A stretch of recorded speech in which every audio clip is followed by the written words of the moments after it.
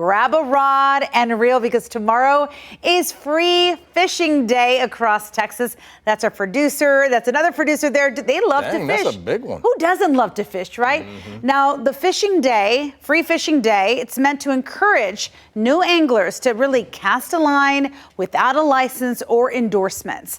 Now, these are just some photos that you saw there, fish caught by some of our daybreak producers, and they've got some good ones, right? Don't you think? Yeah, I'm convinced that's why they wanted to do this segment, so they could show off their fish that they've caught, which is fun. I want to do the same thing. I got no hate for that. I love it. So Robert Owen is the Outreach and Education Director for Texas Parks and Wildlife Department. He joins us now. He's at McKinney Falls State Park down in southeast Austin. Great to see you. Looks like a wonderful day to wet a hook out there today.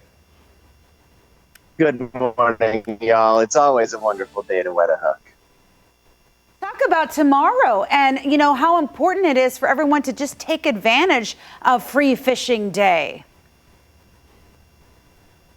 Absolutely. Tomorrow in Texas is a great day to pick up a rod and get out there and start a new hobby. It's a day when we don't require a fishing license in any of our public waterways, and it's a great opportunity to rekindle interest in an old hobby or start a new one, or even be a mentor for someone else. If you know somebody who's expressed interest before, help them find a rod, help them get to the water, and show them the basics. It's a great time to get started.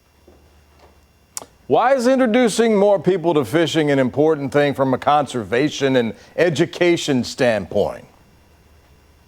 Oh, absolutely. We need more folks to care about the stewardship of their resources. We need folks to recognize the importance that their natural resources play in their life and the great opportunities it provides for their recreation and just ways to spend time with family and friends. When you spend time outside and you go and you buy a fishing license or you buy some gear at the store, a portion of that comes back to the state agency and helps us keep these programs alive, helps us keep the resources taken care of, helps with science, research, stocking efforts, restoration, education. So much comes out of the license sales and the gear sales that participants help us create. And Robert, it's a skill, you know, so maybe this is your chance to boast. What's the biggest fish you've caught? And when did you start fishing? We want to know. How young were you? Oh, sure. You know, I was probably about 4 years old. And I'm not originally from Texas, but I got here as fast as I could. I'm originally from New York State, and I spent a lot of time growing up fishing in Canada. And I am lucky enough to say that I've caught a northern pike that's about this big. It was a wonderful surprise that day, and I'll never forget it. Oh, see, those are memories, Brian. That's awesome. Okay, I got to ask you this. For a kid that's just starting out, in Texas, we've got a lot of different fish you can catch. Perch, bass, catfish. What's a fun fish for a kid to reel in? Oh, yeah, absolutely. You know, in Texas, so many folks call them perch, but the sunfish and bluegill species, you know, they call them panfish. And they make a tasty bite to eat. You know, they're good for that fry pan, too. But just a bobber and a worm, it does the job so easily. And they're pretty common around. So if you find a good wet spot with some moving water and a little bit of structure that they like to live around for protection, then drop a worm in there and watch that bobber bounce. And you're good chance you're going to come back with the first fish. So, Robert, everyone has their different tricks. Do you like to fish first thing in the morning, at sundown? Do you like to be in the shade or not? Like, what do you prefer and what do you think is best?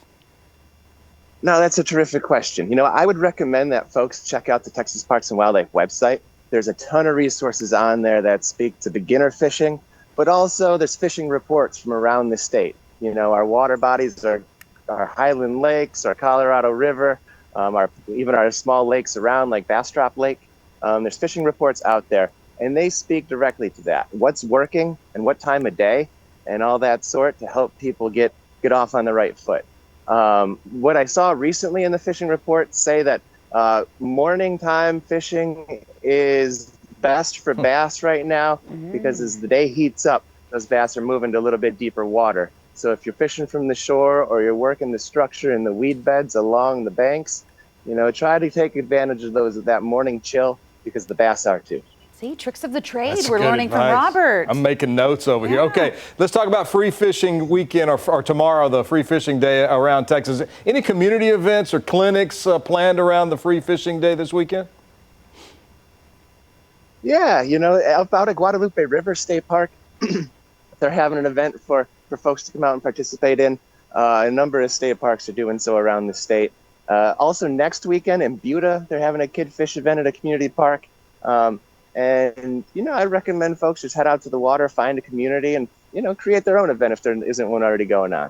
All right. Before we go, though, Robert, where can people go to find a good fishing spot near them? Because I think that you are encouraging people in the right way. So I'm wondering if they're thinking, okay, what's near Hutto or what's near LaGrange, or, where can they go to find a spot next to them for free fishing day? Yeah, absolutely. Again, the Texas Parks and Wildlife website's a great place to go. Okay. There is a map feature that includes neighborhood fishing ponds. These are ponds that have been stocked with, catfish and trout during the right season and other game species that people would be interested in catching. So I'd encourage them to check out the website and the neighborhood fishing ponds.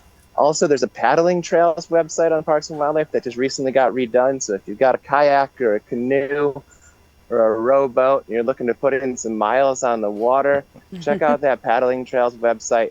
It's going to give you great information for where to put in your boat, how long the trip is, how difficult it is, and things like that too.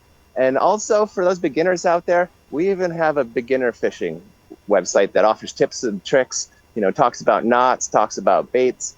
And, you don't need to go out and spend a whole bunch of money to get started in fishing. An average rod with a bobber and a hook and even a piece of hot dog will do the job for so many species. Check out that basic fishing website. We have used hot dogs before, yes. And again, you're right. It's very economical. Like, you don't have to spend so much. Robert, thank you so much. Robert Owen is the Outreach and Education Director for Texas Parks and Wildlife Department. And I feel like we're so loud, I hope it's not ruining his fishing game. You know what I mean? That's right. That's right. No, it's terrific out here. Oh. And if I can offer one more point, y'all. Sure. The state parks offers free fishing year-round. If you're within a state park boundary, you don't need a fishing license any day of the year. So tomorrow's excellent for all those public waterways, but for the rest of the year, come on out to your state park, bring a fishing rod, and see what happens. Thank you so much. I love that. State parks around here are great too. Robert, thanks a lot. Great luck out there this weekend. Hope you catch a big one, maybe bigger than that pike you reeled in.